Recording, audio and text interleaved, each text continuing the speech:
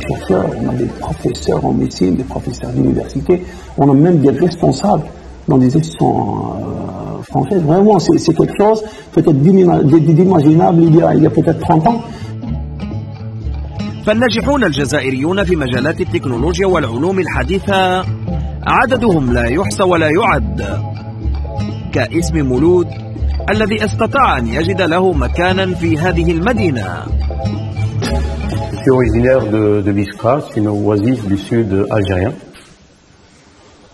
Et donc, après les études primaires et secondaires, j'ai poursuivi mes études secondaires dans la ville de Batna, puis à Alger, préparant mon diplôme d'ingénieur à l'école polytechnique d'Alger. Après quoi, je suis venu en France, d'abord à Paris, préparer une thèse de doctorat d'ingénieur, puis à Grenoble, préparer une thèse d'État. Puis je travaille un peu dans l'industrie, puis je rejoins Saint-Nazaire depuis 1988. J'enseigne dans la région ici, Nantes-Saint-Nazaire, depuis 15 ans. Mon domaine de prédilection dans la recherche est lié à la conception d'appareillages électriques, conception de nouveaux matériels ou amélioration de matériels existants en utilisant l'outil informatique. L'expérience consiste à chauffer une pièce par induction, c'est-à-dire par transfert d'énergie par voie électromagnétique, entre un inducteur cette spirale qui constitue la source d'échauffement et la pièce à chauffer. Donc ce transfert d'énergie se fait de manière indirecte, il n'y a pas de contact et donc il se fait de manière propre.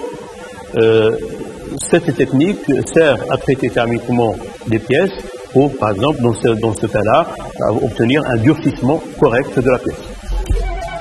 مولود البسكري يبقى واحد من الأسماء الجزائرية النادرة المتخصصة في التجارب العلمية الحديثة على الآلات المتطورة. L'idée d'utiliser cette induction pour la détection de défauts est née il y a déjà quelques temps. Il s'agit de passer un capteur, c'est-à-dire une bobine électrique qui va localiser les défauts puisqu'on va suivre le signal qu'elle va émettre et quand il y aura un défaut dans le pipeline par exemple, eh bien le signal va se déformer et signaler la présence du défaut.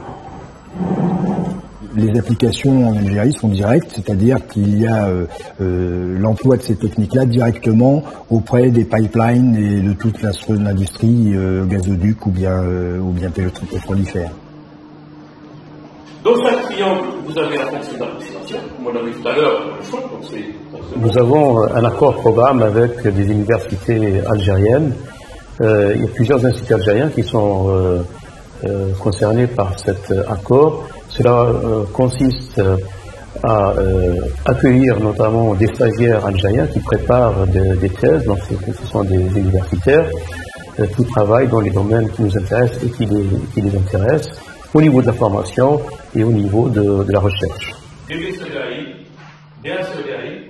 ويقدم الدكتور الجزائري دروس في مجالاته لطلبة معاهد التكنولوجيا لمدينة نونت وضواحيها، سعيا من وراء ذلك لتزويد وإثراء معلومات هؤلاء بآخر ما توصلت إليه التكنولوجيا في مجاله. Dans le cadre des accords programmes avec les universités algériennes, le laboratoire, le LRTI, reçoit des chercheurs pour une période plus ou moins longue qui nous permet d'établir des collaborations intéressantes qui débouchent même sur des travaux en commun et des publications communes, des publications scientifiques communes avec des chercheurs algériens. Ben voilà. Mais c'est toujours sur le principe tranche, parce que le mailleur de 2D qui est donc surélevé sur la troisième dimension. Nous avons pu mettre en place un réseau sur au moins 5 universités en Algérie, à Constantine, Batna, Biskra, Tizi Ouzou, Béjaïa, au moins plus d'autres chercheurs qui sont à côté.